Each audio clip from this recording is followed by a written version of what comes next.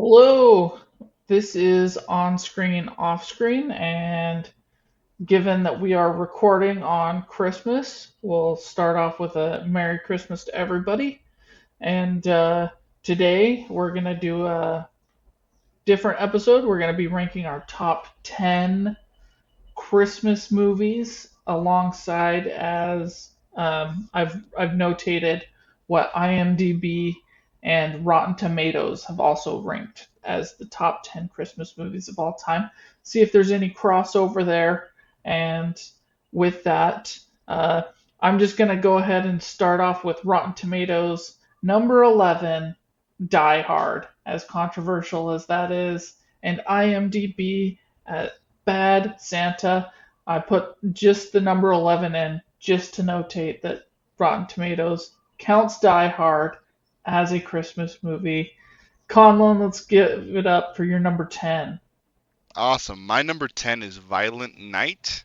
Um, Santa Claus is kind of tired of being Santa Claus, and you have a Die Hard kind of movie, but this rich family, they have burglars jump into their house and hold them at gunpoint, and Santa gets left by his reindeer and has to clear out the burglars and save this little girl that you get this really good attachment to.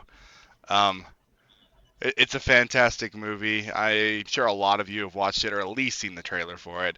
If you haven't seen it yet, give it a shot. All right, my number 10 is very, very similar.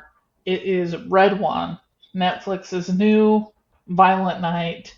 It is Santa gets kidnapped and his bodyguard teams up with a con artist to go and save him.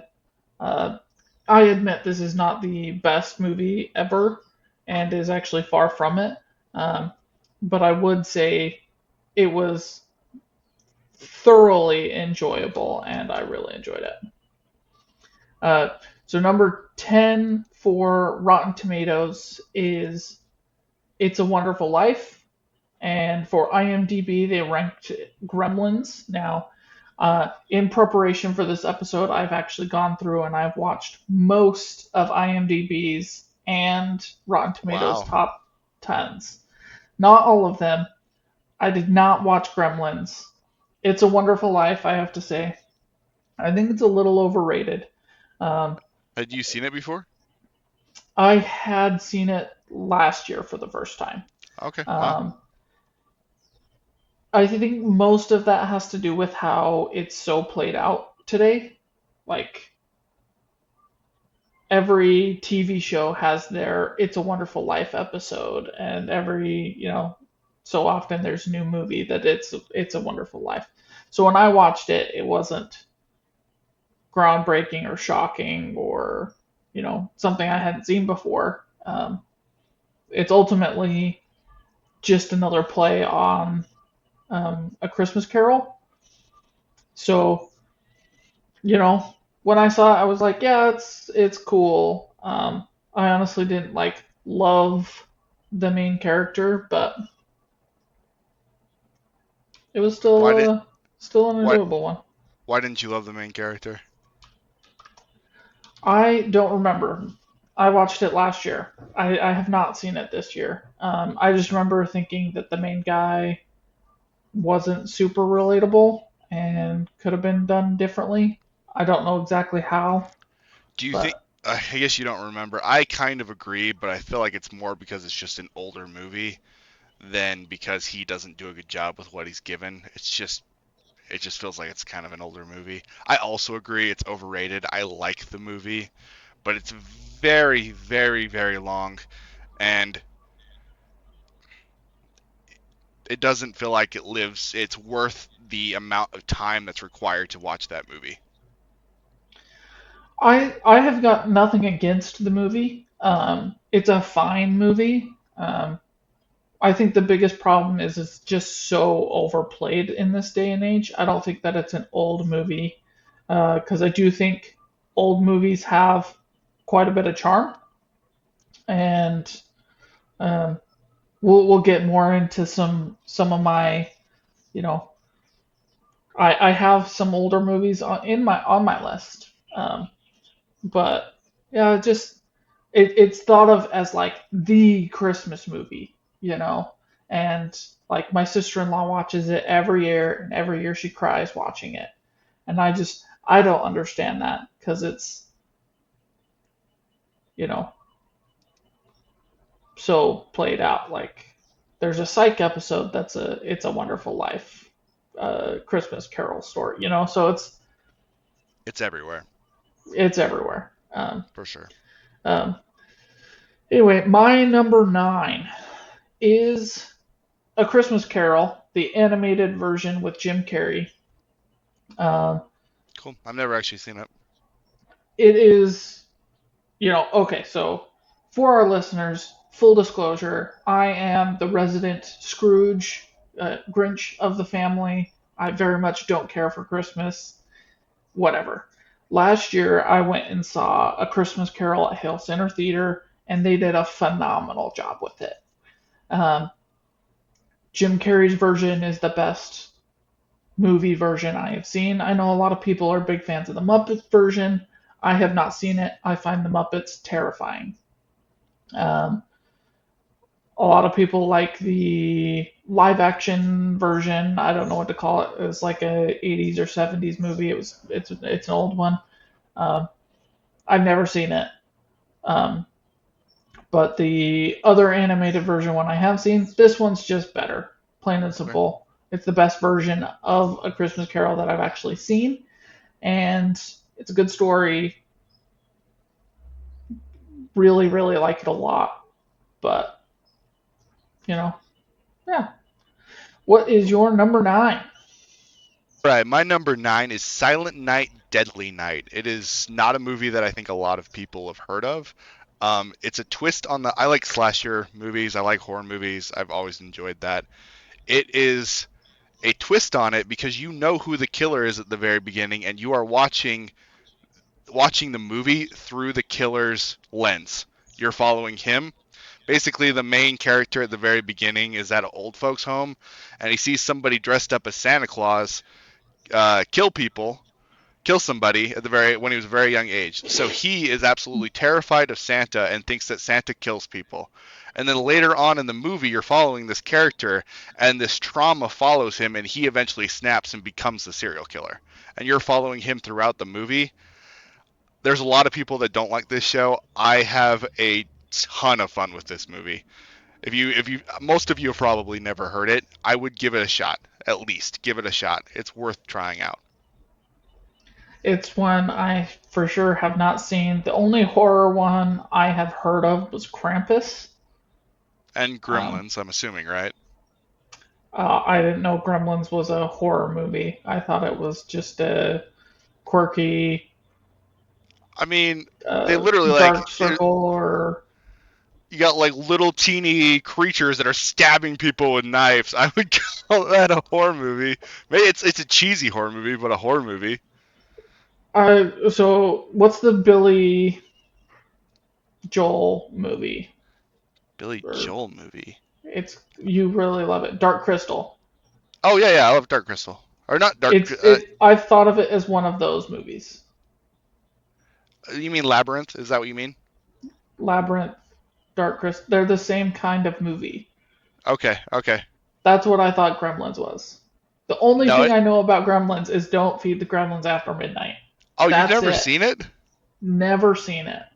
Oh, okay, yeah. It's No. Don't feed the gremlins after midnight, and then a bunch of evil twins of the main little creature pop out, and they start chopping people up and take over the town. That's the basic premise of Gremlins. I like Gremlins a lot too. It almost got on my list. All right.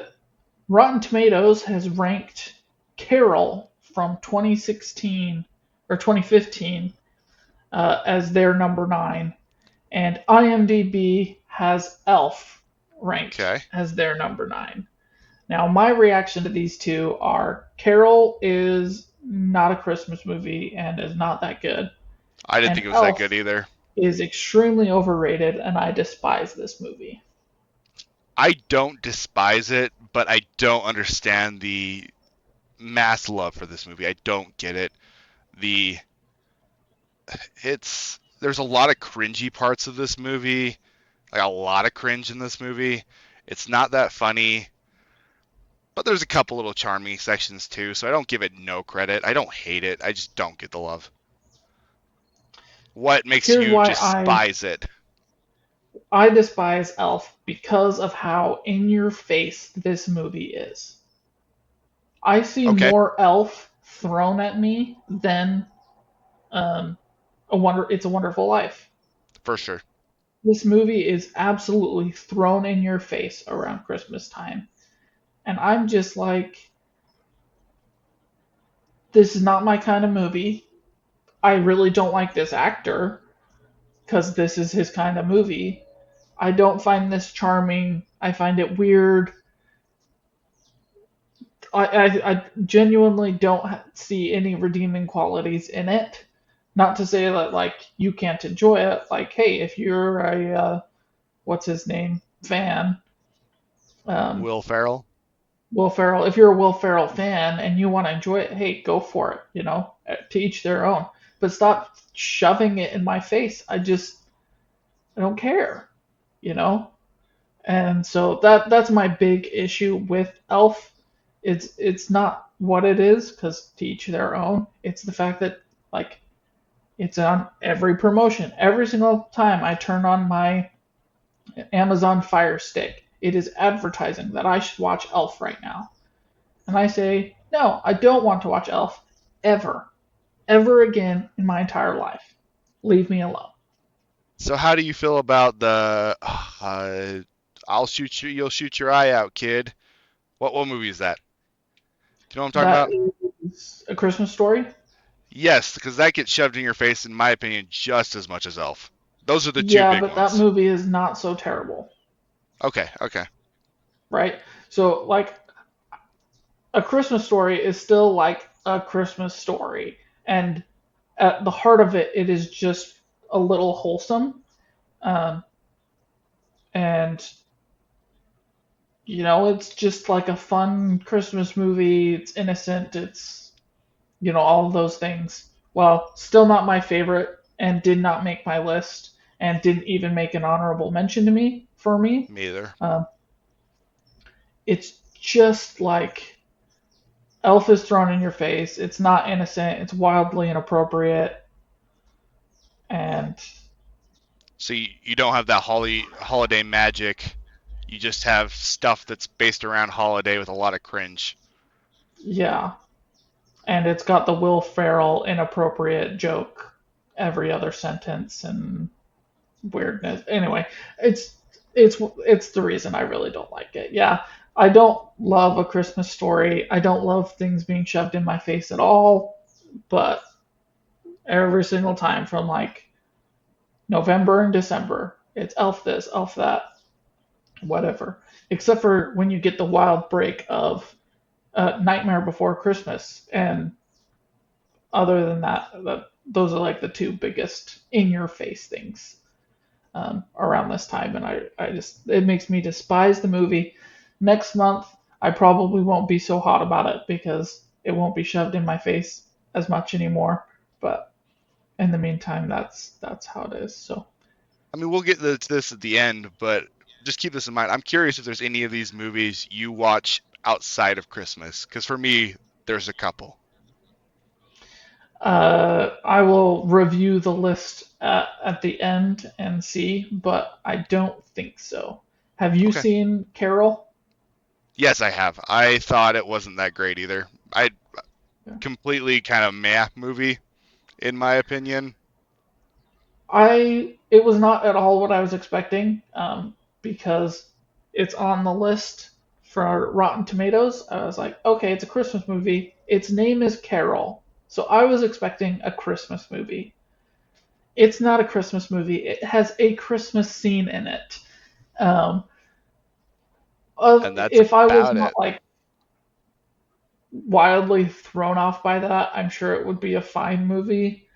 But I was just like, okay, this is not a Christmas movie.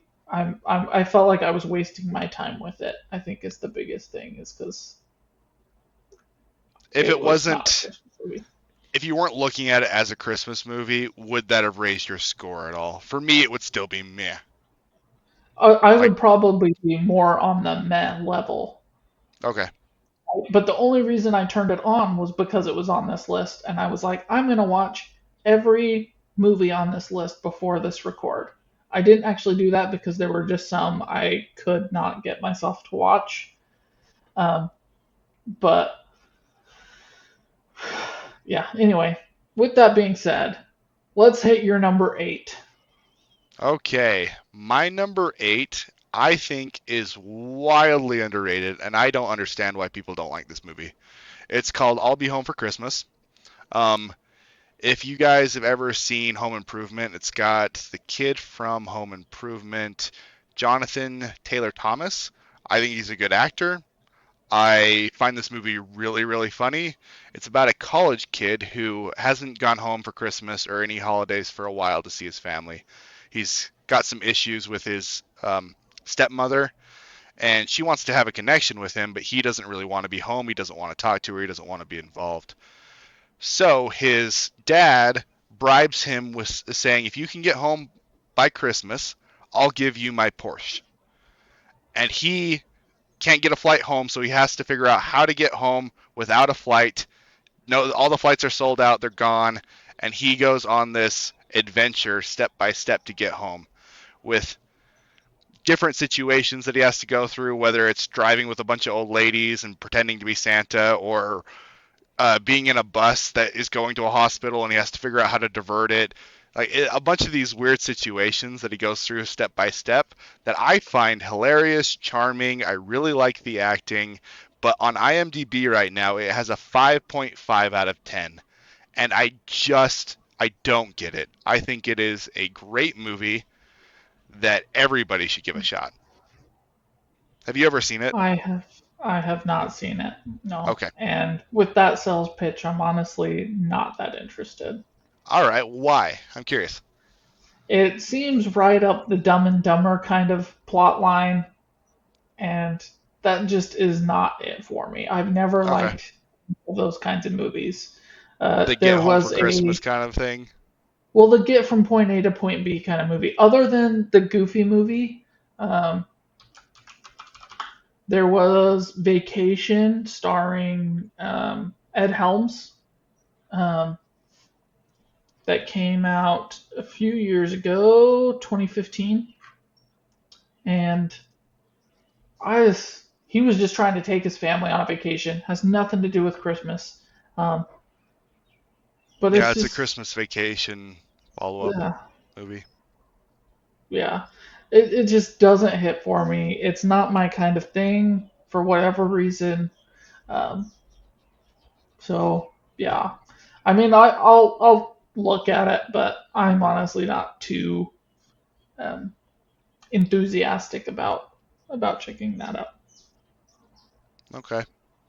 Okay, if you are All right. into that kind of movie, guys, give it a shot. I think it's worthwhile. There is another one that I really, really like that's a get home movie. Go ahead and do yours. I'm gonna look it up right now. All right. For my number eight, we have Holiday Touchdown, a Chiefs Christmas story.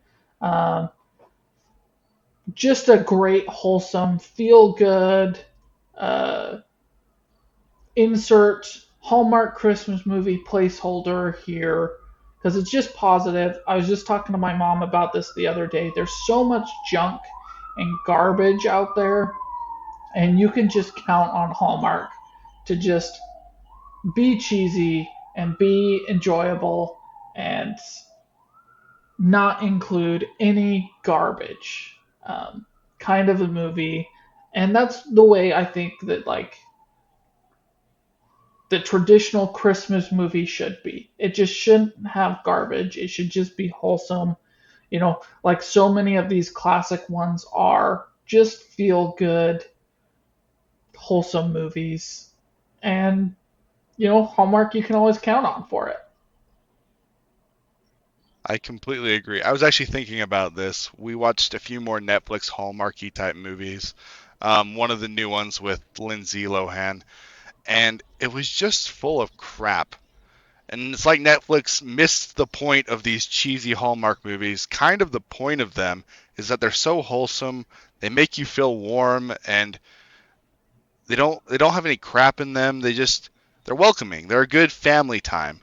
And the movie with Lindsay Lohan, I can't remember what it's called right now, the new one that came out. It's not one that I would want to show to kids. You can't just get together and enjoy a movie and laugh and maybe roll your eyes a little bit at some of the cheese, but still just enjoy it. You can't do that with some of the Netflix movies, and they should figure out what Hallmark's been doing for like 40 years at this point. I think it's just keeping it clean. There's no bad language. There's no being in love with your long lost brother. There's no anything like that. It is just, clean. It's enjoyable. It sticks to the formula, you know. Yeah, Yeah, you feel good watching it. they should All do more right. of that. So Rotten Tomatoes rates Klaus as their number 8. We're gonna hold off because I have that a little higher on my list. So do And I. IMDb has Miracle on 34th Street, specifically the 1947 version. Again, we're going to hold off a little bit. More comments to come on that one as well. Um, Sounds great. so I'll just jump into my number 7, The Holiday. Uh, went over this uh, recently. I think it was just last episode, maybe 2 episodes ago. I don't remember when I talked about it, but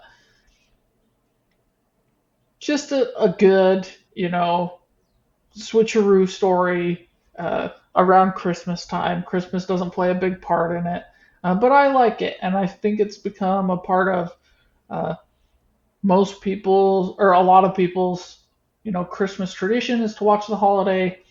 Um, I feel very validated that recently, after I went on my tangent about Love Actually.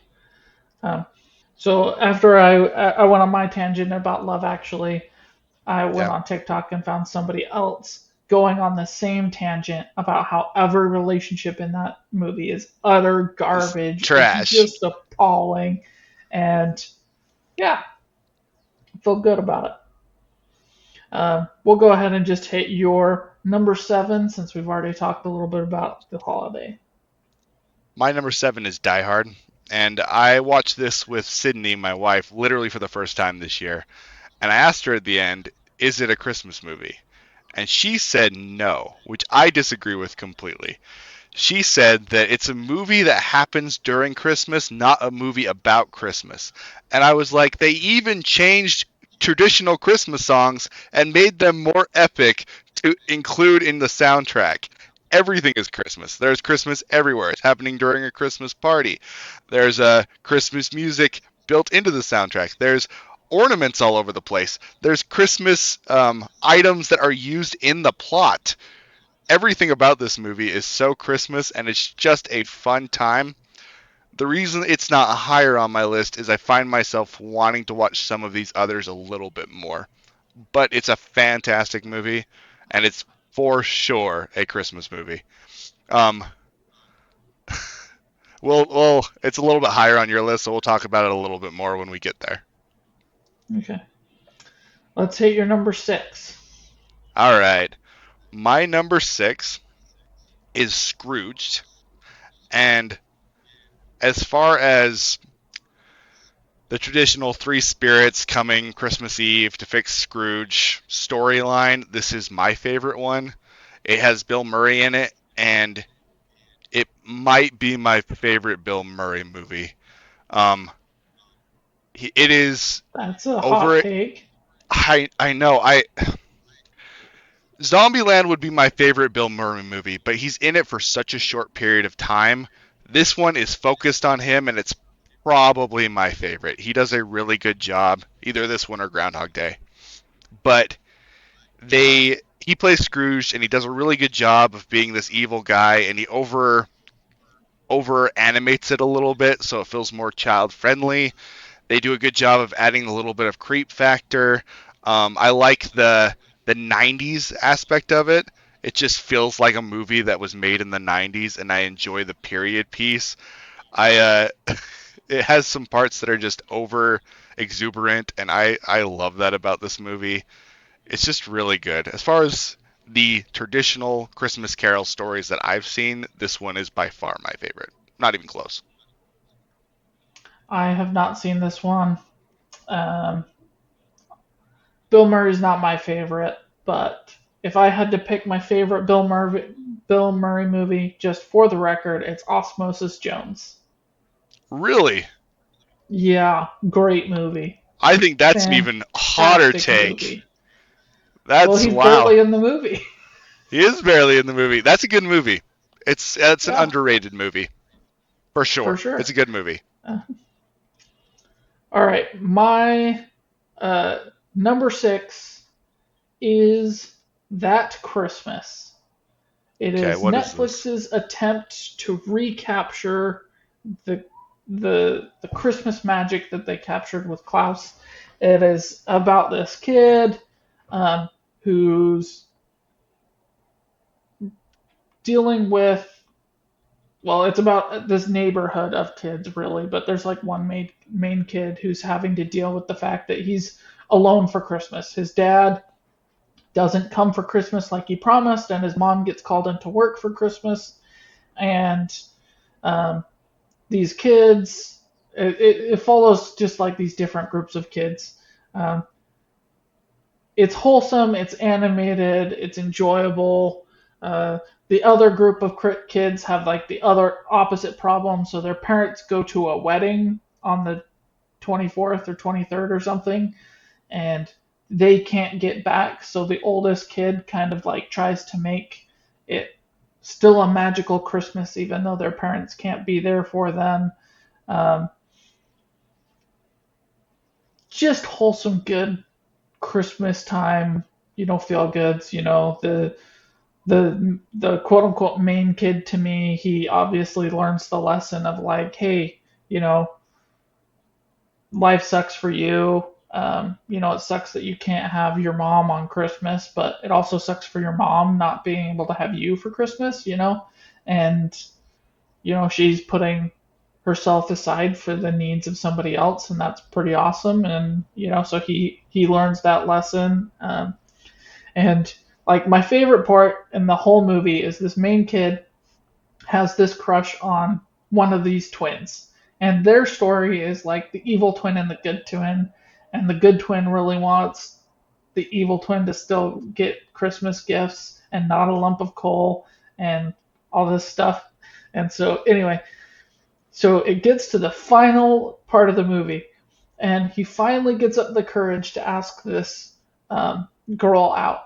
And there's a bunch of lights on, and he turns and he asks her out, and then his like eyes adjust, and it's the wrong twin,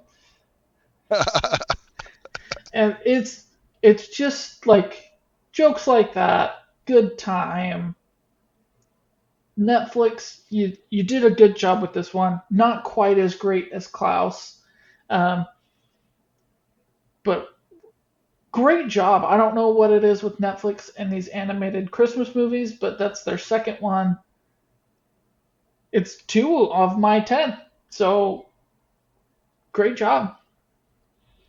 I will watch it. I will get to Klaus later, but I absolutely love Klaus, and I I didn't think they'd be able to hit magic twice. It's cool to hear that they did. I'll give it a shot. Yeah, I discovered this scrolling through TikTok, and what's his name? Singer, Ed Ed Sheeran. Ed. Oh, Ed okay, okay. Sheeran does a Christmas song for it, and I was like, oh, what's that song from? Oh, what's that? Okay, and I watched the movie, and it was good. It was very enjoyable, and yeah. Uh, All right. At number 6 by Rotten Tomatoes, one of the movies that I had not been able to get myself to watch, Little Women, and IMDB's number 6, another one I could not get myself to watch, National Lampoon's Christmas Vacation. You couldn't get yourself to watch. Why? It looks so dumb. It's It so looks good. like slapstick, stupid comedy, Will Ferrell esque kind of comedy. You know, it's got one of the Three Stooges as its main guy. You know, just could not get myself to watch it, so I did. So I like the Three Stooges, and we'll talk more about Christmas Vacation later because it is on my list, and I love this movie. Um, as far as Little Women goes, I've watched it.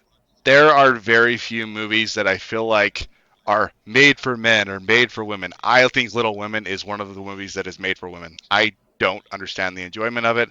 I've even read the book. I read it in high school. Um, and it is a movie with a particular audience that it serves really, really well, and I am not that audience.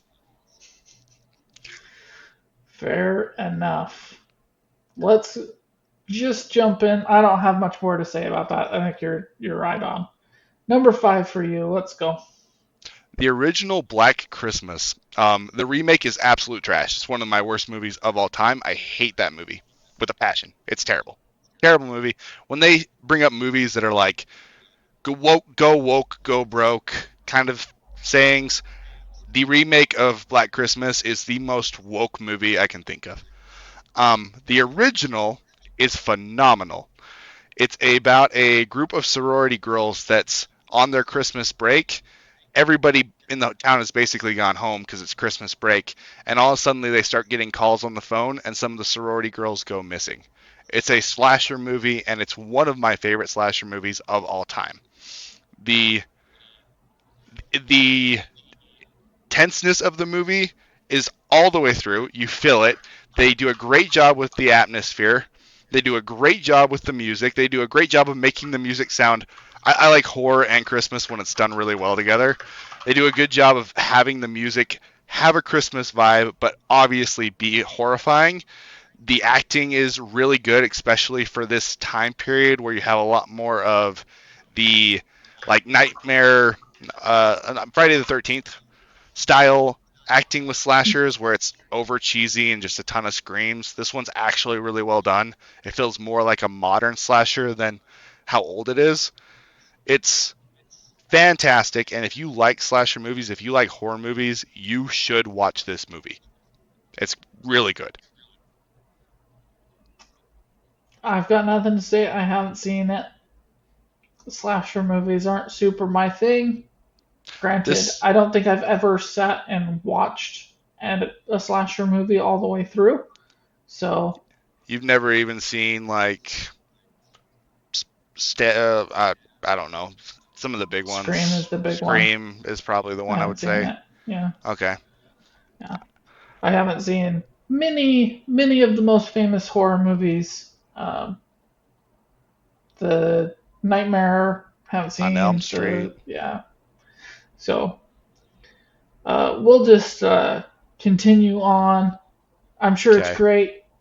Uh, trust Conlin's opinion on horror movies. He's never steered me wrong when it's come down that direction. And if it's got a good Christmas twist to it, you know, hats off to it. I think that's great.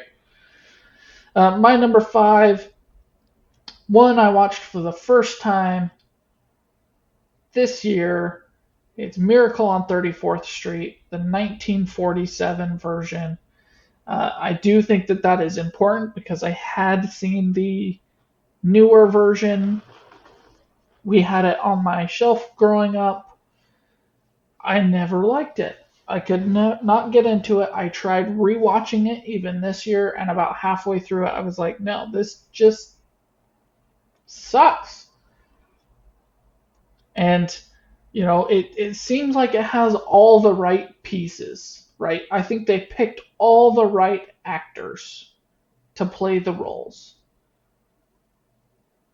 but it doesn't connect. And the 1947 version is awesome. It's great. They should have never remade it. Um, it is thoroughly enjoyable and gives you the Christmas feel goods.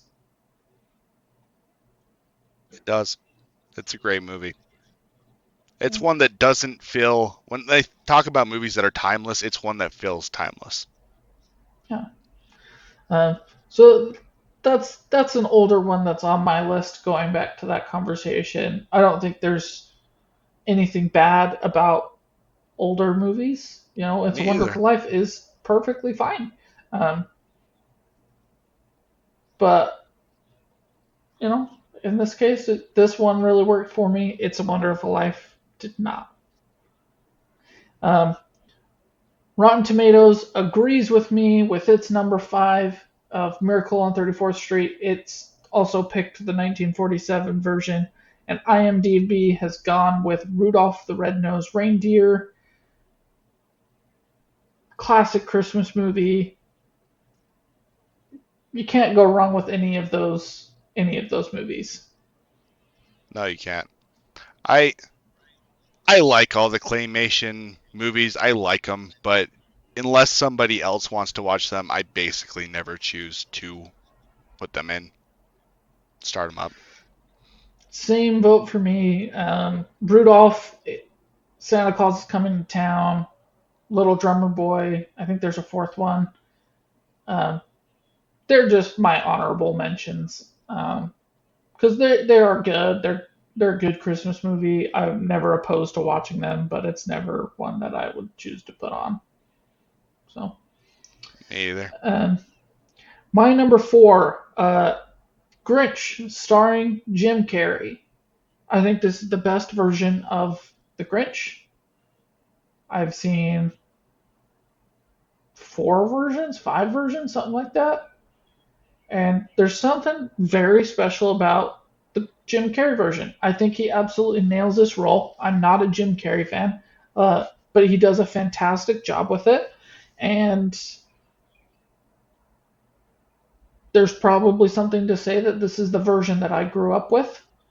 And along with, the other animated one, I saw that a few times growing up too. But this was like my main one. This is the one that my family would watch. Specifically, my sister would watch every Christmas, and I would watch with her. Um, so that's my number four. So, why does that one work for you when Elf doesn't? Because it has a lot of the same goofy stuff. I agree. I like The Grinch. My problem with The Grinch is every time I watch it, I kind of just want to get back to The Grinch, and I don't really like the Who's all that much. I would just skip through the Who's. Pretty much now I would just skip through the Who's. But why does The Grinch work for you when Elf doesn't?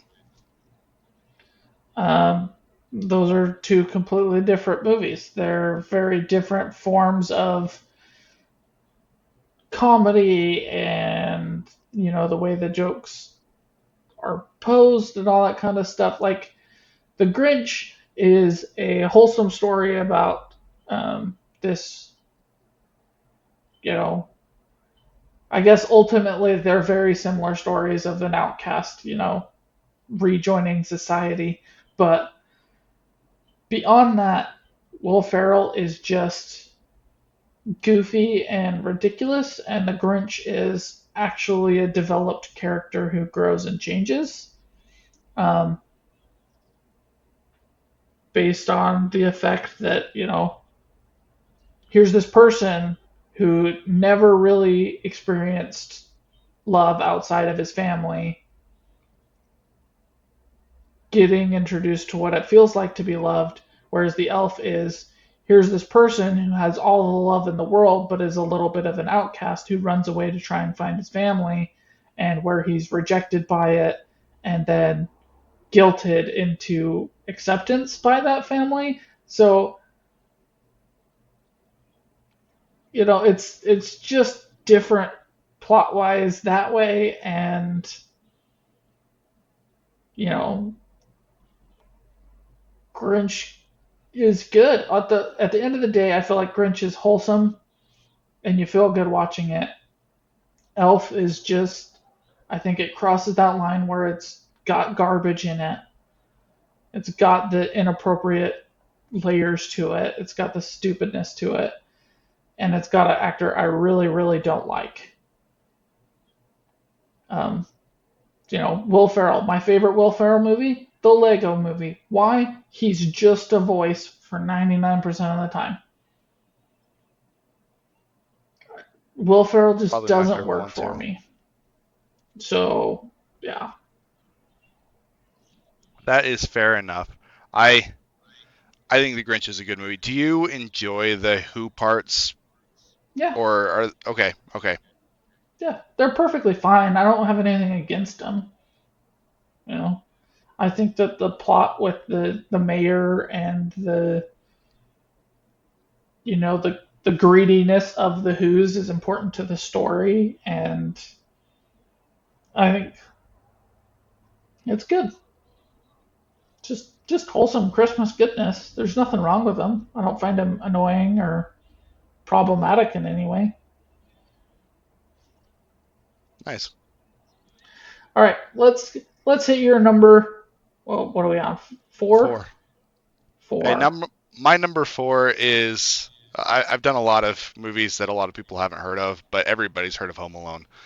I love Home Alone, and Home Alone for me is the nostalgia movie. I watched it again and again and again growing up.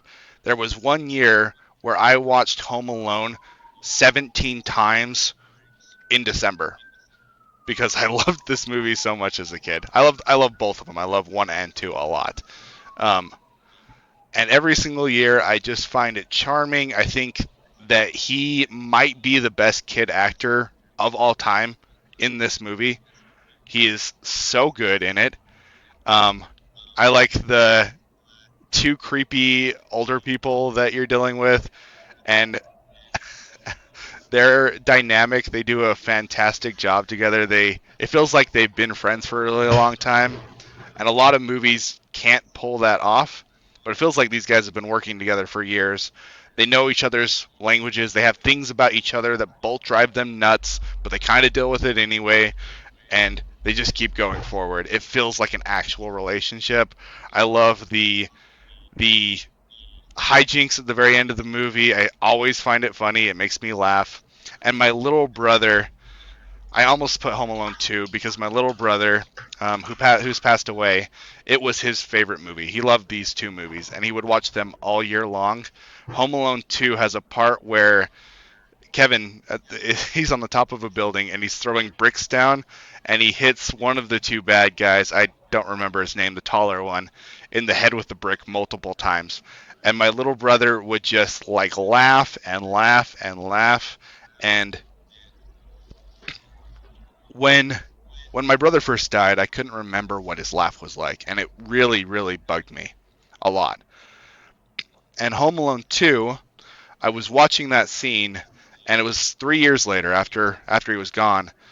All of a sudden I remembered his laugh. I remembered him laughing at the scene where he gets a brick, where the brick hits his head. And that moment, I'm so grateful for that moment to remember what his laugh was like because it just made everybody happy. It was one of those kid laughs that just makes people happy and you can't help but smile. And I'm so grateful that I have that moment and that I have these movies to remember him and to remember my family, and they're pretty special to me. That is really, really awesome. Truly, that's awesome, awesome, awesome. Um, I like Home Alone. Got nothing against Home Alone. Watched it a few times every few years, you know, but just was never like my main thing. So I guess it doesn't just have that nostalgic factor for me. Um, Number four on Rotten Tomatoes is a movie I could not get myself to watch. It's called Tangerine from 2015.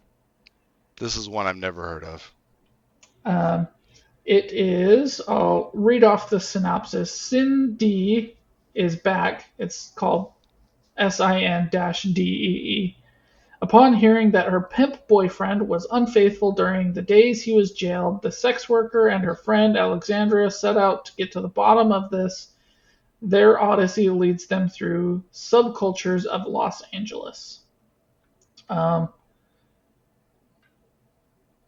it did not feel like a Christmas movie to me when I looked at the trailer. It looked like a propaganda film that was, you know, to share a political message, not to be Christmassy or anything like that. Um, Even if it did, I just feel like it's got tons of garbage in it. It's rated R. Just couldn't do it. So I went ahead and passed on that one.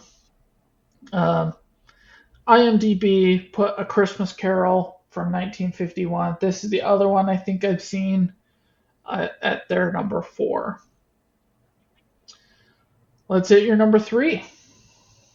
Right. My number three is Trading Places. And it is kind of the original two people swap situations role. You have, what is his name? Dan Aykroyd and Eddie Murray. Dan Aykroyd is this rich guy who looks down on a lot of people, and Eddie Murray is from the black slums, and he's very very poor. Um, the owners of this company that Dan works at decide that they're going to place a bet and see if they could make anybody successful in the role or if it is just being lucky by being rich. And so they place this bet and they switch the two places. So they get Dan to where he is poor as poor can be, and they have Eddie go into a rich space. And they see who they become in those situations.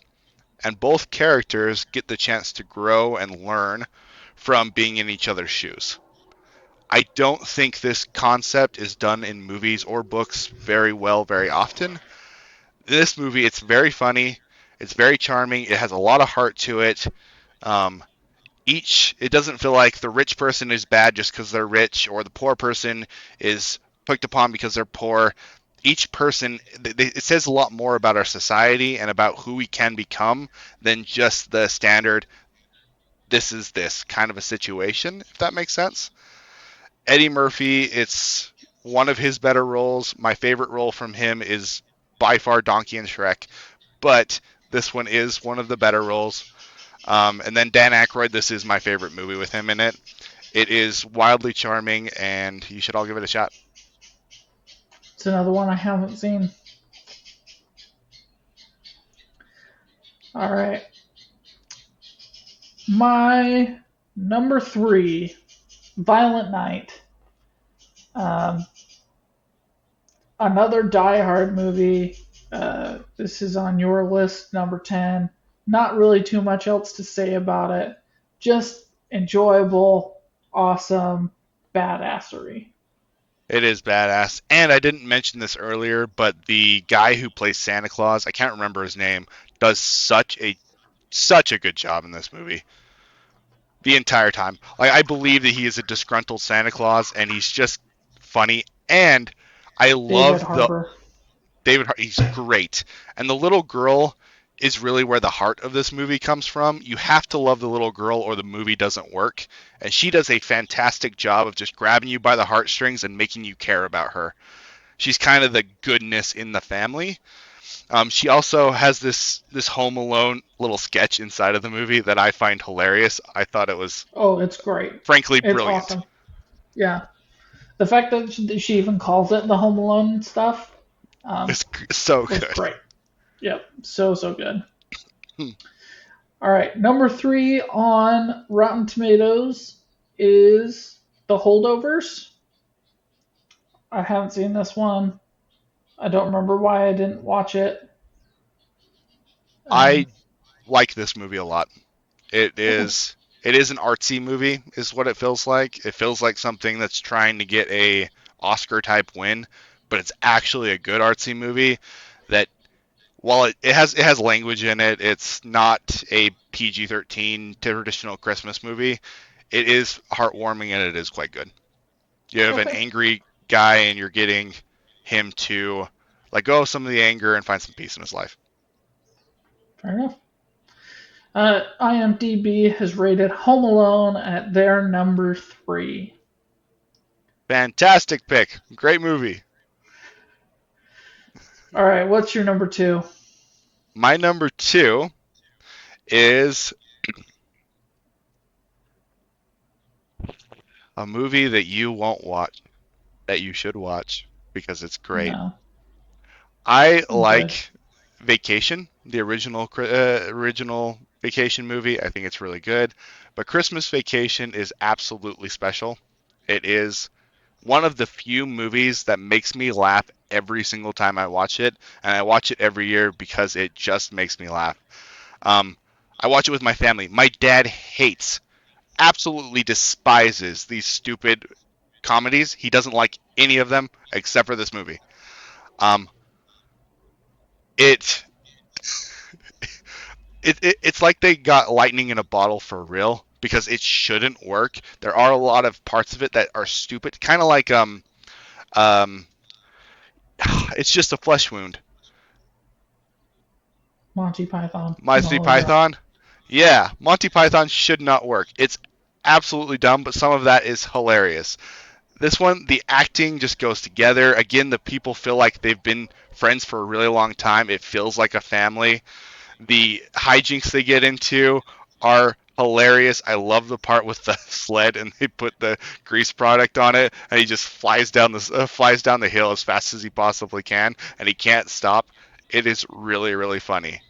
It's like they took a teenage boy and they had him be like, what would be just some of the craziest situations that you could think of for a family get together, and then they took those best ideas and they put it together in a movie and made it cohesive, and it works really well.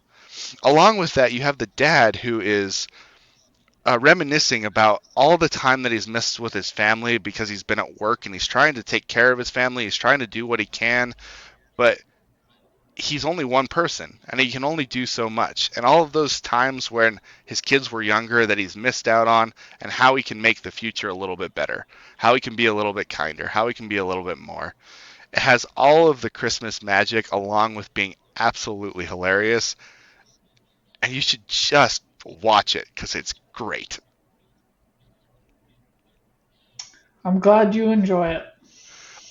Try it. Hey, everybody in the comments, get him to watch this movie. I'm sure a lot of you love it because it's fantastic. Get him to watch it. I'm not sold. You compare it to Monty Python and the Holy Grail.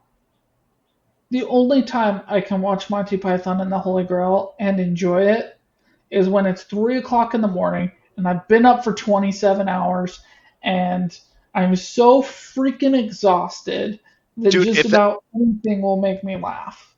Josh, if that's what you have to do to watch this movie, do it. There are plenty of times where I know you don't sleep. When you don't sleep one time, just put this movie on and enjoy it because it's so good. It's My so point is though clever. that you shouldn't have to do all that to enjoy Hey, it. I don't have to do all that to enjoy it. I enjoy this. Monty Python is more that way for me too. It has to be 3 o'clock in the morning. I have to be tired. This movie I could enjoy any time, and it's a movie that I watch every once in a while, not during Christmas, because I like it as much as I do. You might have to do that because you don't like these stupid movies, and that's totally fine if that's what's required. But I'm telling you, this movie is great. Give it, if that's what you have to do. If you have to stay up for 4 days and watch this movie, stay up for 4 days and watch this freaking movie. Just not sold on it. I'm sorry. It's so good. All right. All My right, man. number two is Klaus. Brought it up earlier when talking about that Christmas. Netflix really struck gold with that Christmas. They caught lightning in a bottle. They caught a shooting star with this one. This is the greatest Santa origin story. This is the most enjoyable Christmas wholesome story. There's not much more to say. It is just great. I don't if you have not seen this, anybody who's listening, go on there, get your trial of Netflix and watch this movie. Um, this is one of two things that makes me sad that it is exclusive to streaming. What's the other one? Ted Lasso. If I could buy a physical copy of Ted Lasso, I would do it. I would too. If I could buy a physical copy of Klaus, I would do it.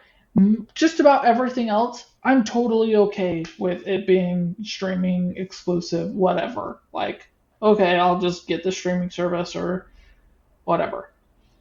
But there's something so magical about Klaus that I would 100% buy it to physically own it if I could.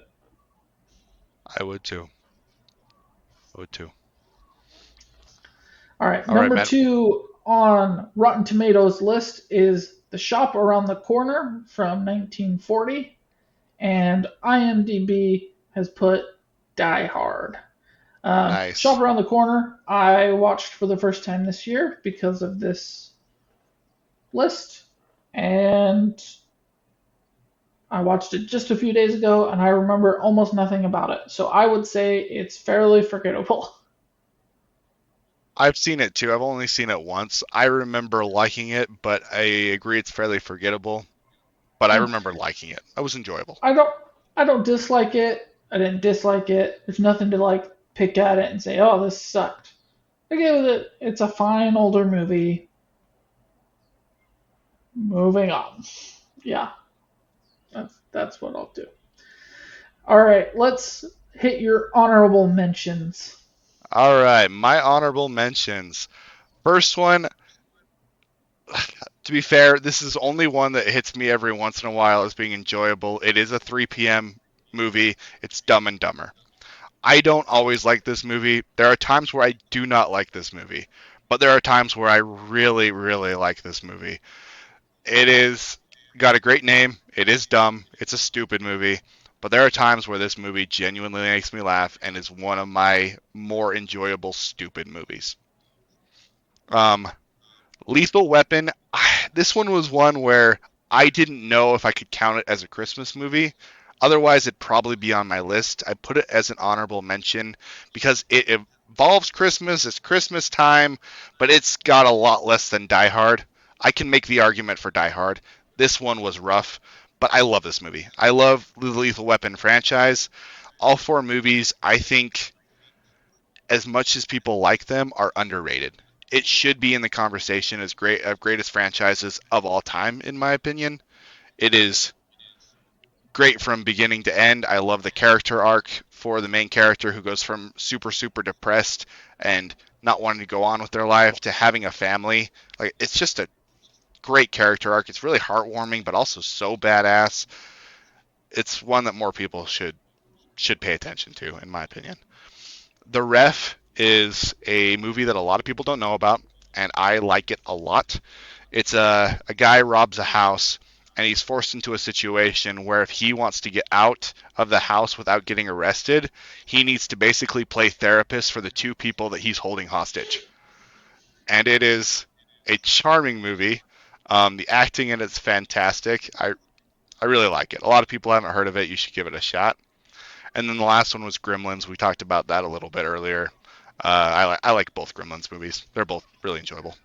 What about your Okay. honorable mentions? Here's my question for your honorable mentions. Yeah. If Lethal Weapon did count, and I said yes, absolutely, it is a Christmas movie, where would it fall on your list? Ooh, that's a good question. Probably number five. Okay, that's pretty high. It would be pretty high up there. I really love Lethal Weapon. All of them. I love Fair all of enough. those movies. Fair enough. My honorable mentions, just friends. Ryan Reynolds, friend zoned as a fat guy, comes back as a skinny guy. Um, has a few laughs along the way. All my honorable mentions are really honorable mentions because I struggled to get to 10 Christmas movies I absolutely loved. So, yeah. The Santa Claus, Tim Allen. This is my nostalgic Christmas movie. This is, they were coming out when we were growing up. It's perfect timing. I was the target audience. And the first one is just wholesome and good. Rudolph the Red-Nosed Reindeer, Santa Claus coming to town, Little Drummer Boy, uh, whatever the other ones are with the I'm Mr. White Mr. White Christmas, I'm Mr. Christmas, yeah, Snow, yeah, whatever that one is, and Home Alone. cool. Um, okay, Rotten Tomatoes has put their number one as Meet Me in St. Louis. Um, I watched this for the first time because of this list. This to me is the quintessential, just happens to have Christmas in it movie because I it's in agree. it for like 1 minute and has nothing really to do with the plot other than the family isn't going to move till after Christmas. But it was enjoyable. It was wholesome. It was feel good. Didn't have any garbage in it. I did roll my eyes at one point, and it's when the girls go out on the balcony to look at the guy, and it made me roll my eyes because she's like, "I'm in love with him," and I'm like, "You don't even know his name yet." Yep. Like, I, golly. I watched this one for the first time last Christmas because it was one of the greatest Christmas movies, and I didn't think it was a Christmas movie. And I didn't, I wanted to love it more than I did. I will probably never watch it again. I don't feel like I wasted my time, but I just didn't really enjoy it all that much. I wanted to. I don't think I would ever turn this movie on. I would never be opposed to this movie being on, though. Um, it's perfectly fine. Yeah, It's enough of a Christmas movie. I'm not mad that it's on the Christmas movie list or that it even fell at number one. Like it's, hey, you want to like it? You go ahead and like it. Like that's fine. IMDb has put on "It's a Wonderful Life" as its number one. We've already said what we needed to, I think, about that one. So let's jump into your number one, Conlon. okay, my number one is Klaus, and I think Klaus is unbelievably brilliant. Like, you caught lightning in a bottle, someone accidentally dropped that lightning, they caught the lightning in a bottle again, and then somebody hit that person with a truck, and somehow they caught the lightning with it again. This shouldn't work as well as it does. It is phenomenal. I watched it again last night in preparation for this, and even I like horror movies with Christmas, obviously, from my list. They do such a good job of having this creepy atmosphere when he's first getting on the island, and the music gets all dark, and the animation is gorgeous. It's just beautiful, and you have the fog, and the fog kind of lifts, and as he's going to the bell, you get this creepy like slow music, and he walks slowly up to it, and he pulls the bell, and then all of a sudden you have this giant fight, and he shoots through the clouds, and the animation as he shoots through the clouds is phenomenal. Like it's gorgeous. Um, the very beginning of the movie introduces you to what the problem is immediately. This guy is lazy, but he's also very clever because he puts together all of these little solutions so that he doesn't have to do the work. The cleverness goes as part of his character and is used later on in the movie. Genius, absolutely great. Um, there's a part where they're having this battle in the city. You have kind of two rival groups that have been fighting for generations, and he has to figure out how to bring peace. Is the basic idea. But he's running away from this battle situation, and a spear gets thrown and hits a sign, and it drifts your eye up to the sign and lets you see that it's a school. That being a school is super important. He goes inside and he talks to the school teacher who has given up on schooling because nobody cares about educating their children in this town. And he talks to the teacher, and she gives this exposition and gives an info dump. But the info dump doesn't feel like an info dump because she's just screaming about her problems. Again, it's brilliant. Um, it's just piece after piece with this show is so good. The voice acting, all of it is on point.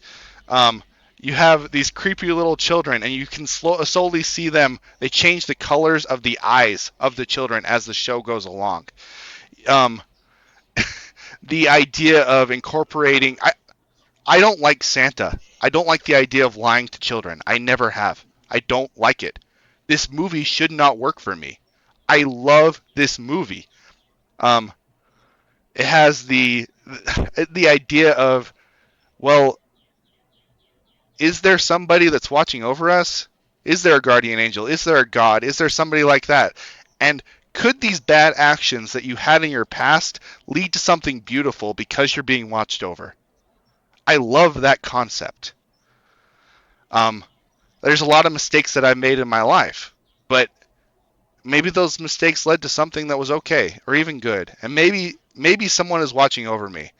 Like you have the woodsman who becomes Santa Claus, who's Klaus, and you see little inspirations of a spirit, and the spirit is supposed to be his wife, from what the story is telling you. But all these little things, the spirit is helping Klaus out. He's helping the main character, the mailman, out. He's helping the mailman increase the life for this village. I love how they incorporate all the mythos of Santa Claus, whether it's the flying reindeer or the going down the chimney. I like the main mailman character complaining to Klaus. It's like, you're so magical, blah, blah, blah, blah, blah, and I'm doing all this crap, going down chimneys, starting on fire, all of these different things. It's piece upon piece that is just so smart. You have this bratty kid that just won't stop being bratty, and he decides to give him a lump of coal. And then you have I don't normally like the poppy music in these kind of things either, but you have the Don't Mess with the Postman song when he's staring down the kid, and that becomes part of the mythos. If you're a naughty child in the naughty list, then you get a lump of coal. And that use of the pop music right there is fantastic. You have the little girl from a different culture who they actually took they represented a different culture, like a real different culture, for this little girl. They have them try to translate for her so they can figure out what kind of Christmas gift they want. And the pop music when she opens her gift for the first time, is so well done and matches the tone of the movie so well. As the movie goes along, the colors of the city get brighter, and you feel more love and more harmony, and the colors become more peaceful as you go throughout the film. Um, I could gush about this movie for so long. When I first watched it, it stuck me to the screen. I usually kind of half watch things while I'm playing with my phone, and this movie immediately made me put my phone down and pay attention. And then I watched it 6 times that first Christmas that it came out, again and again and again. And I told every single person, watch this movie, watch this movie, watch this movie. It's brilliant. And I watch it every single year, and every year it makes me smile, it makes me laugh. It like pulls on the heartstrings. The very end when Klaus has done his work and he gets to go up the hill is gorgeous. It's just beautiful, and he gets to see his wife, and I love that. And I love when your main character Jesper is sitting and he says, "I don't know how it works, but every year I get to see my friend." What a great ending to a movie. There are very few movies that I truly think are perfect. I think this movie is absolutely perfect, could not make it better, and it shouldn't be as good as it is. I'm gonna nitpick on that comment right there, Okay. actually, because that's the second time you've said it. You've said it shouldn't work as well as it does. I don't think it should. It absolutely should. It's a great idea and it's a phenomenal execution. This is brilliant. It should work and it does. How many great ideas don't come together and don't really work as well as they should? Tons. Tons don't. But that doesn't Yeah. mean that shouldn't work just because lots of times it doesn't work. I guess you could say that. There's a percentage of possibility that it could work, and it just happened to be that one in a, I don't know, 1,000, 1 in a million, whatever you want to do. It's a lot. It's a great idea. It's a It great is a great idea. idea. It's the right call to make it animated. They picked the right people. Like this should Everything just work, and came it together. does. Okay. My next question is tangent based on something you brought up. Yeah. You don't like lying to kids about Santa? Explain that. I think there's enough lying in our society. I've had problems with lying my whole life, but I've had to really, really work on it to not be like a chronic liar. And I don't like the idea of showing them purposeful lies that are okay when they're kids. I don't think that that's a good thing to do. I don't understand how it benefits the kids. I like the idea of believing in some kind of magic. I like fantasy. I like those kind of things. I like the idea that maybe there's aliens out there. I don't know, but I like the idea. I get liking the idea, but I don't understand purposefully lying to children just to lie to them. It when I was a kid, they didn't. There was a specific time when I was probably 7, and my dad. They never did Santa Claus. That was not a thing that we did. And he said, "Okay, you've got a choice. You can either get Santa Claus, get gifts from Santa Claus if you believe that he's real, or you can get gifts from me. Which one do you want?" And I said, "Okay, I'll take you." And there's enough other magic in the world, enough other ways to dream, and other ways to hope that I don't think you need something in your society that's specifically just a lie. I I don't think that's a good thing. Interesting. I'm the Scrooge, and I disagree with you. Okay, I would love to hear your arguments. I've argued with this a lot with a lot of people. I don't think it's a lie just to lie. Okay, Um, I was just talking with my friend about this. I would do Christmas completely different than I think most people would do. okay, And that is like, I would do Christmas gifts in the morning, traditional, whatever. And then I would have a family prayer of gratitude, you know, to like that. actually focus Christmas on what it should be, which is gratitude, not greed. Um, but I think that Santa is a great life lesson, and it's a Interesting. great introductory to, like, I believe in Jesus Christ. Yeah, Jesus Christ and God are difficult concepts to grab for children, but children can really grasp things like magic and Santa and being good to be on the nice list, you know? And so to me, it's not that different to say you need to be a good person so you can be on the nice list as it is to say be a good person so that you can have eternal life and be with Jesus Christ. You know, I'm going to be judged one day for all of my sins, you know, and that's not that different than saying Santa's going to judge me every year. And it's just a simpler concept for children to grasp, as well as give them that sense of magic and wonder and like, I'm a Scrooge. Yeah, I hate Christmas. It is all about greed in this day and age, and it's way overplayed and it's commercialized to unbelievable levels.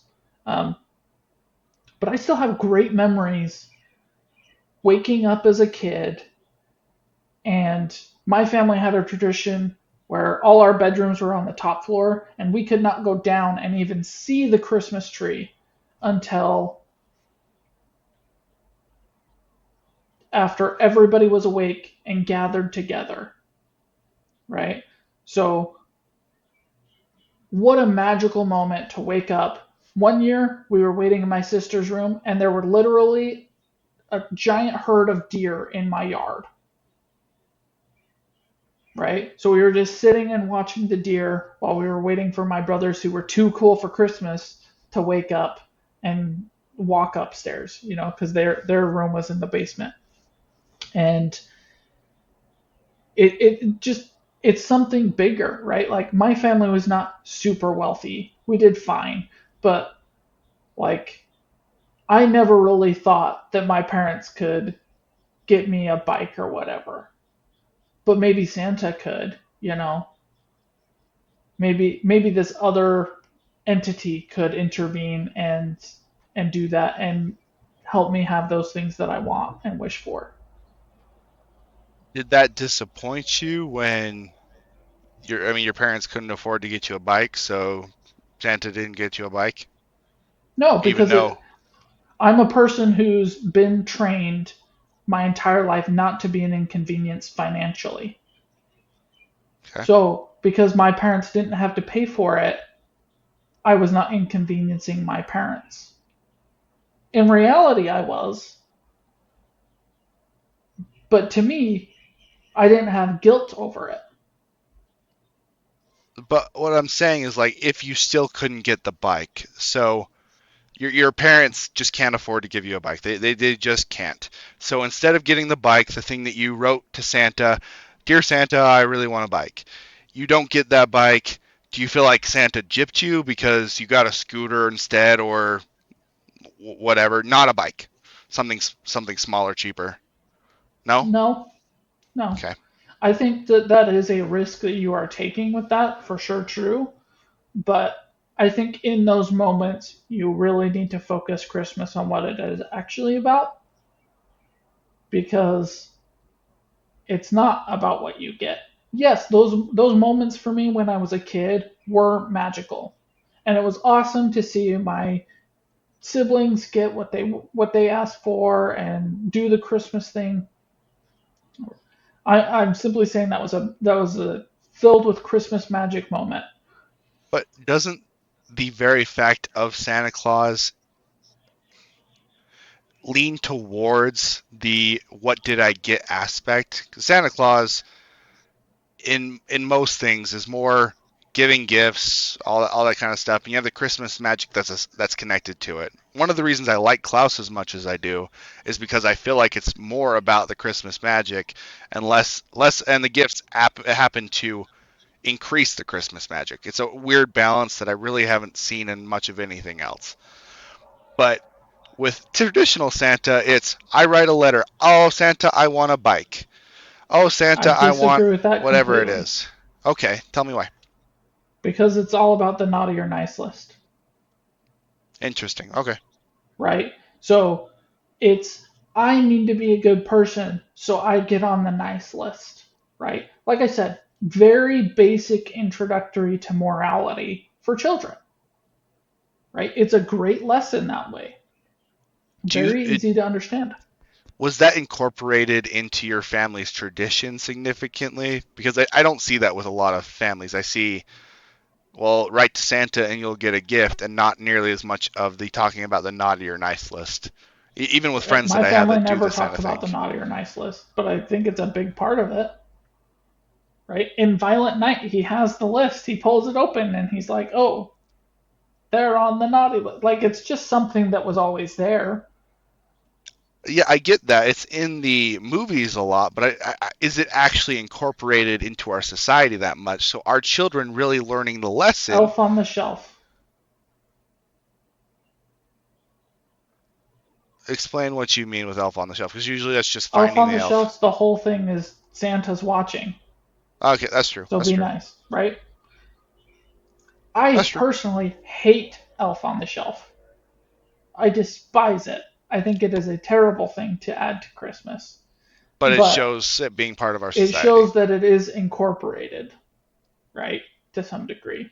Um, but yeah, it's just it's a great lesson, right? So you're a kid, you get introduced into morality and right and wrong, and that there's something bigger than yourself and a reason to do it.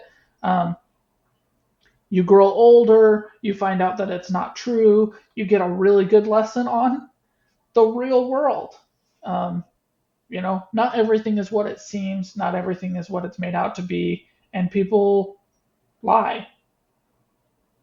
As weird as it is, I think it's an important thing to learn that people lie. And I think that that's the right age for kids to learn that lesson, right? Um, that people lie and things aren't always true. Um, and then you can get into it may not be true, but it's still a loving family time, bring people together. Like that's the way I feel about it. I think it's a good thing. And I think the timing for it works out for people, raise kids, believe in Santa, morality, basic levels, people lie right at the right time where you should be starting to learn that. That is you put it better than anyone else that I've talked to this about, and I respect you a lot. I like the opinion. Do you think I'm not as much of this mind. This doesn't bug me quite as much as I think it does a lot of people. But do you think that Santa takes away from Christ in any way and puts the focus No, more on Santa instead of Christ? nope, absolutely not. I think people Okay. do. Okay. Tell me what you mean.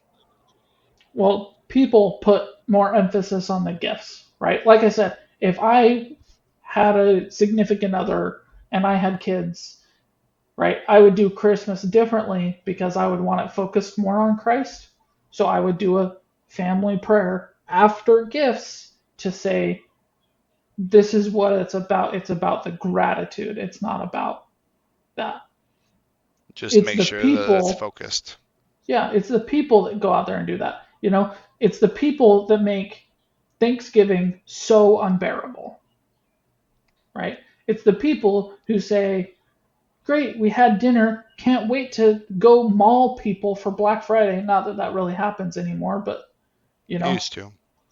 it's the people and it's greed that get in the way. There's nothing inherently greedy or antichrist about Santa. It's the people. It's the people that kind of make it that way, you know. I, you can take it to the extreme, right? I have seen it where, parents will be, well, you better be nice to your sister or Santa's going to give you a lump of coal for Christmas, right? I don't think using Santa as guilt That's is like necessarily a blackmail. good call. I I also also don't don't like. think that using Jesus as guilt is a good call, I don't but like that either, but that happens a lot. it does happen a lot, and you know, but there's nothing like I think Santa in its whole, like the way that it is on its own, is Klaus, Okay. right? Santa's a magical figure, wants to go give good kids who did good deeds throughout the year, presents, gifts as a thank you for their good deeds, and Make the world a little better place. make the world a little bit better and bring people up. And like, I have no qualms about saying I hate Christmas. Christmas is terrible, um, because of all the reasons I just said, right? But there is still something very, very magical to this day and age where I'm 28 now, where on Christmas morning it is just a happier day, right? I used to work grave shift and I would intentionally pick to work those days so that I wouldn't have to be around the obligations that are Christmas, but I would still find myself walking outside on patrol. I was a security guard and just enjoying how abnormally quiet the world was, right? And you still just get that even as an adult. There is Christmas magic in the air, whether you're a kid or you're older. It's it is just a different day. As much as I always say, well, it's just a Wednesday. Um, Everybody knows it's not, right? Stores aren't open. People are with their families and loved ones. People are doing good things, right? Yes, there are people who are out there being greedy. Yes, there are people who are throwing a tantrum right now because I wanted Call of Duty for Christmas and you got it on the Xbox and not the PlayStation. Um, yeah, that's not great, but I don't blame Santa for people being greedy. Greed is a natural human emotion, and it's emphasized today, but it's not because of Santa. I think it's because people aren't focused enough on gratitude. That's very true, man. We don't focus nearly enough on gratitude or, well, everything's Klaus is about. Everything Klaus Yeah. is really about. Yeah. And Klaus is absolutely amazing at what it is. Like, please, listeners, watch Klaus. I Watch it. cannot see anybody not enjoying this movie, no matter Me, how much of a Grinch you are. me either. My wife's family doesn't love it the way that I do, but they all enjoyed it. I was thinking about this, and I love Dark. I love the TV show Dark, but I think Klaus is my favorite thing Netflix has ever done. And you're right, it's the only thing that I wish I could just buy. It's the only thing that's made me want to download one of those softwares that are illegal and download Klaus off of Netflix because I just want to own it, and they won't let me own it any other way. It's it's so good. Yeah, it really is. All right, All let's right. finally hit my number one. To nobody's surprise, it's Die Hard. Um, Before people get upset at me, here's what I have to say on Die Hard being a Christmas movie. Is Home Alone a Christmas movie? Absolutely. If Home Alone is a Christmas movie to you, Die Hard is a Christmas movie to you. Period. End of story. Die Hard is just Home Alone for adults. Interesting. That's an interesting argument. I like that. I'm okay if you say Die Hard is not a Christmas movie. Really, I truly am. But take Home Alone off your list then, because they So, are literally the same movie. what makes a Christmas movie in your mind? What are the criteria? Saving Christmas or celebrating Christmas, Okay. right? Or like Klaus, Santa Claus in some way, Okay. right? So, Pretty simple. I know, like, yeah. I found this thing online and I wanted to read it because of people saying Die Hard is not a Christmas movie. I thought this was really funny. Breaking news. Study confirms Die Hard is more of a Christmas movie than Rudolph. In a shocking events, research at Yuletide Institute for Cultural Studies have released a groundbreaking study proving that Die Hard qualifies as a Christmas movie more than Rudolph the Red-Nosed Reindeer. The study analyzed over 1,000 holiday films based on five criteria. First, presence of Christmas themes. Second, amount of holiday music. Third, family reconciliation subplots. Fourth, Christmas Eve setting. And fifth, use of Christmas decorations as plot devices. Lead researcher Dr. Holly Evergreen explained while Rudolph is a charming Chell, it is scored surprisingly low on Christmas ambiance due to its lack of Christmas Eve stakes or overgeneralized holiday cheer. Meanwhile, Die Hard scored off the charts with its heavy use of Christmas songs and a plot centered on Christmas Party and Bruce Willis literally using wrapping tape to save the day. Five key findings. Die Hard features 21 Christmas trees while Rudolph only has 4. Soundtrack of Die Hard includes Let It Snow and Winter Wonderland compared to Rudolph's singular titular song. Bruce Willis shouts ho ho ho a bit sarcastically after defeating the bad guy, adding bonus points. Dr. Evergreen also noted that Die Hard depicts family reconciliation on Christmas Eve, a hallmark of the holiday genre, whereas Rudolph, while adorable, is more of a tale about workplace discrimination. public reaction. The results have ignited fierce debates online. Die Hard is a Christmas movie. Die Hard has Christmas explosions and Alan Rickman in a Santa suit. What else do you need? A holiday hero. Rudolph is a classic. How dare you compare it to a movie about grass-filled feet? Um, yeah, it goes on and on after that. But I thought it was pretty funny.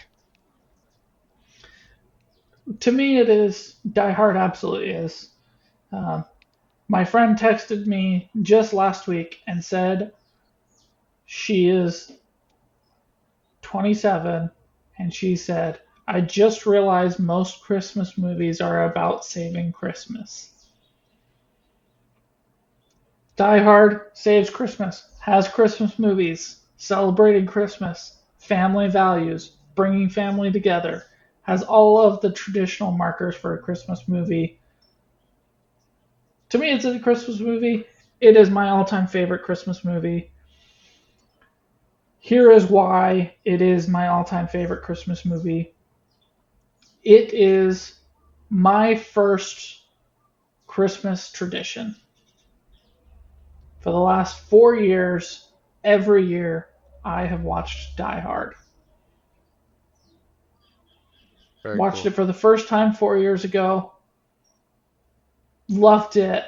Haven't seen Die Hard 2, 3, or 4. Whatever. This is my Christmas movie. I watch Die Hard every year. My number two, I now watch Klaus every year. And I watch Violent Night every year, which is why those are my top three. Those are a good top three. I watch Klaus, and Klaus is one I would watch outside of Christmas because I love it as much as I do. Um, I watch Trading Places outside of Christmas. I watch Home Alone sometimes outside of Christmas. Black Christmas I kind of only watch during Christmas, and Die Hard I'll watch outside of Christmas. But that's about it. I have not, and I'm not really interested in watching any of my movies outside of Christmas. I would not be opposed to watching Die Hard, Klaus, Home Alone, Violent. Like, I wouldn't be opposed to watching them outside of Christmas, honestly, any of them. Um, But mostly you just watch them during Christmas. but I have just watched them during Christmas. None of these movies are amazing enough for me to watch. Well, I guess Klaus is truly amazing, and the only reason Die Hard beat it was because it's my first Christmas tradition. Um, so yeah, That is a pretty solid list, man. I love all it. right. Thank you to anybody who has put up with us for this long. I really appreciate it. Merry Christmas to everybody. Merry Uh, Christmas, guys. please like, subscribe, do the things for YouTube or Apple Podcasts or whatever you're listening on. Reach out to us if you have anything you want us to go over. Um, let us know how we can be better and have a great day, night, whatever you're listening. See you guys. Merry Christmas.